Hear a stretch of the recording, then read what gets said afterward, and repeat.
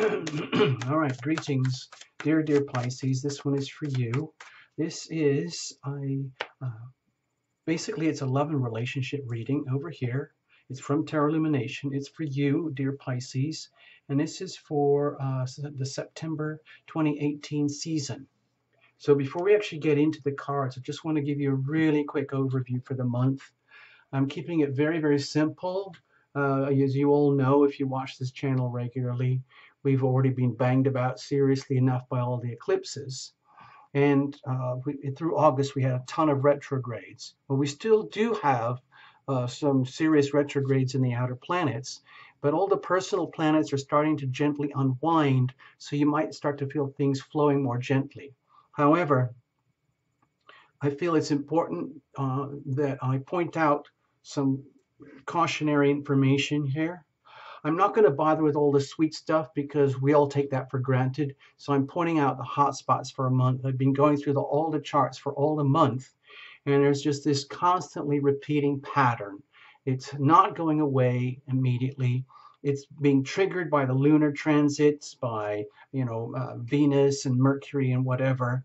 But basically, it's still ongoing stressors between Mars and Uranus and the Libra energy that's starting to come into play here, and the ongoing Scorpio energy over here.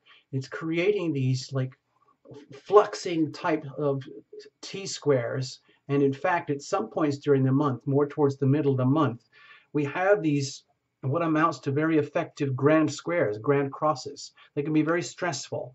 Now, a lot of it's not direct or too obvious because I'm including the Leo North Node here, okay? I'm just going to put that squiggle there. And even though a lot of the planets have moved out from Leo, the Leo North Node is under a lot of pressure. So it means the whole planet is under a lot of pressure to evolve and grow, to be our shiniest, brightest, most courageous, fun-loving, self-loving, radiant, unapologetic selves. And that can be a problem in some ways. Like we feel like we're being really squeezed to do this. And this is all connected with the eclipses. So please don't take it personally.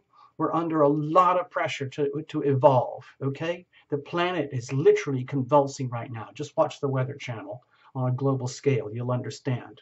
So please allow for this. Also for you specifically, Pisces, I want to note that we're in what's called your opposition season here because the sun is traveling through Virgo over here, putting a lot of pressure on you and your significant relationships to the point where, well, we'll find out. So I just wanted to add that for you, okay? So this is all going on and off throughout the month.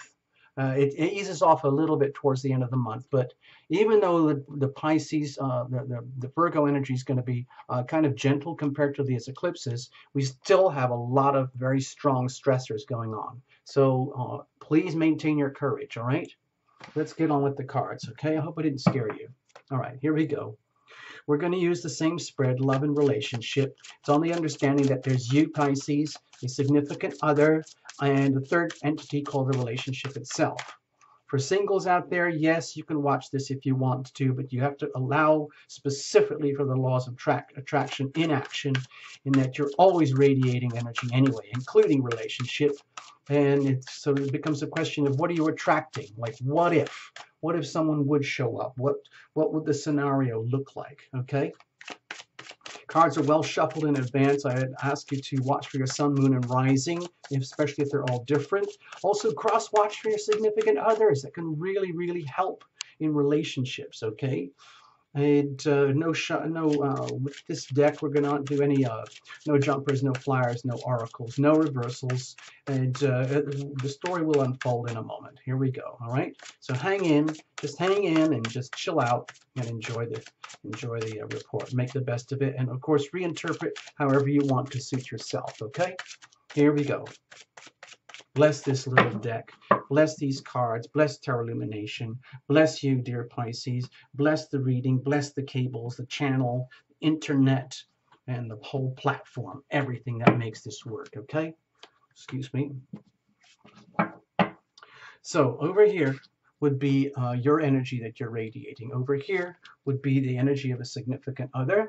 Deep inside of you, deep inside of the other. And here the core, the relationship itself. And we're looking at momentum over here. If you think of this as a flow, we're using the Tarot Illumination crucible spread here. It's only understanding that the crucible is a structure that we deliberately create in a consciously loving relationship, such that both parties as individuals have a structure that allows them to be your own most individuated self and to be completely intimate as you go through the natural processes as we intimate and separate in this loving relationship dynamic. And in just a moment, excuse me, we're going to look at the weather, circumstantial energy, which would be around you. And it colors the whole relationship, but it's not necessarily your energy. It's more like what's out there and then making do with what we've got. Okay, so you have, oh, look at this, you've got the Empress. So this is a delicious, very supportive energy for you, dear Pisces. It could be taking things to an extreme here in some ways, because of the planetary alignments and so on, where you're getting a glimpse of all the lusciousness that is out there for you, that you deserve, all the bounty, and also simply because of the polarity and the opposition that's going on, you can get a stark awakening of everything that is not gorgeous, that is not working for you in the dynamics of love and relationship. Okay, so let's allow for that. Okay, it's also an indication that it's, despite all these challenges, it's still really important for you to be your own most luscious, fertile, creative, independent, unapologetic, beautiful self. Okay, forget the gender. Just think of your own natural beauty from the inside out, and owning that in a very sensual, beautiful way. This would be very appropriate for you right now. Okay, let's have a look. Let's have a look here. I'm going to squash this in a little bit. I hope you don't mind. So what are you radiating? Okay, Pisces, let's have a look. Oh my gosh, big cards. We've got the Lovers here. Okay, so obviously, Pisces, this is like, we're talking like really significant moments here. It might be right in your face. The whole energy of love and relationship might be very glaringly obvious to you right now about what's happening. Like, what exactly is going on here? Are you becoming vividly aware of anything and everything that is not working for you? Are you becoming vividly aware of everything that is working for you? Are you aware of the process of decision making that has gone into getting you to where you are now? Do you realize how much you are a participant in your own evolution when it comes to love and relationship? Every decision counts. Can you handle this? Can you literally handle the kind of energy that you're radiating? Let's just, be careful what you wish for. This is really significant, strong love and relationship energy where there's a lot at stake here. Like when you decide, if we're talking about a significant other, let's say you decide you're willing to go full on, full bore with this other. Are they willing to do that with you? Are you really willing to go there with them? Are they willing to accept you with all your flaws and all your beauty? Are you willing to accept them with all their flaws and all their beauty and wonder? Are you willing to accept and understand that in some ways this is divinely ordained? That's an awful lot to handle if you're radiating that. So just let's have a look. What are they radiating? Okay, well, with the little Five of Cups here, this is a completely different energy. You might be relating to someone who, it might not even be like to do with you, but with the Five of Cups here, a card of deep sorrow, deep loss, deep grieving, deep sadness, deep pain, you might be relating to another who is experiencing this themselves on their own. Yes, like in the context of a relationship, but this degree of pain and suffering at the deep soul level here that's coming up to the very surface might not be directly to do with you. It just might be, their individuality. In other words, you Pisces might be dealing and relating with someone who's very deeply broken inside, and it's becoming very apparent on the outside. And like, it's almost like there's no way to hide it. And if that's the case, if you feel like this would really tempt you to want to seriously back off, because who would deliberately want to choose to be close to this kind of energy? So much grief and pain and sorrow, the hurting of another. Most people want everything to be lovey-dovey and fun and nice and happy. And the last thing they want is to be carrying someone else's grief, or allowing that kind of energy to enter into a relationship at all. However, this is here. So if there is someone significant in your life, Pisces, either in a very overt, obvious way or a very, very subtle way, where they have a lot of like oozing, dripping, weeping pain that's starting to become apparent, come to the surface, you have to accept that and allow that, because this is what's here. Okay, now it's not the end of the world, because there's still the little Two of Cups over here, a very beautiful energy here. However, it can indicate that they might have to live through this process of grieving and sorrow before they can like cross this frontier into a new life and a new world over here ahead of things, and allow the love to flow again.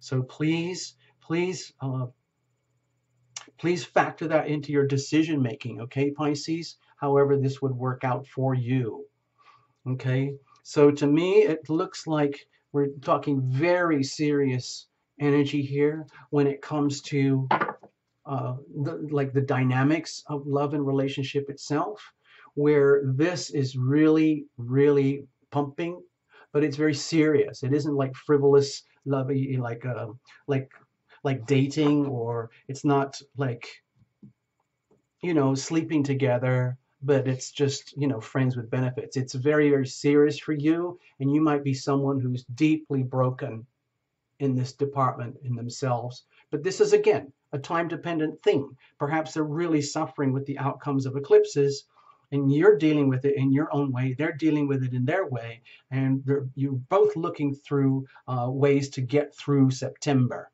okay? And it's coming to the surface some way, somehow. What's going on deep inside of you? Oh, wow. Wow, okay, well, this is another major, okay? So we have the Death card here. So, you know, dear Pisces, again, don't be scared of this. My feeling is that, you know, with the Death card so prominent here, with these three majors are already like very active in your reading. Remember, this is a reading for you. It's not a couple's reading. We're just allowing for the other person, and we're allowing for the relationship, but this is still all about you from your perspective. So it might be happening that deep down at the core soul of you, you're going through deep, profound transformations. And, you know, and especially in the context of healing, what I want to do is add here, let me go back to the charts a moment. Okay, you're living through this time period right now, this ticking clock period of September, which is maximum opposition. So you might become aware of the very best and the very worst of what's happening here, and having to make some very tough decisions once you figured out what's happening. Now with the Death card here, I think this is referring very much to the Jupiter and Scorpio energy that's going on here, which is very supportive for you, Pisces, going across from here to here. The Scorpio Pisces energy is very, very harmonious together.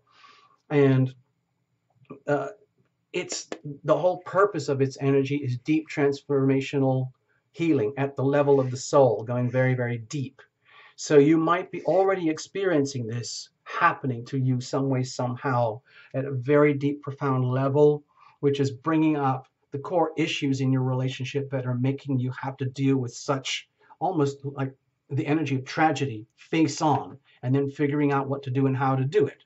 But if you look at it from a spiritual perspective, the whole idea is about your own spiritual growth and healing and evolution.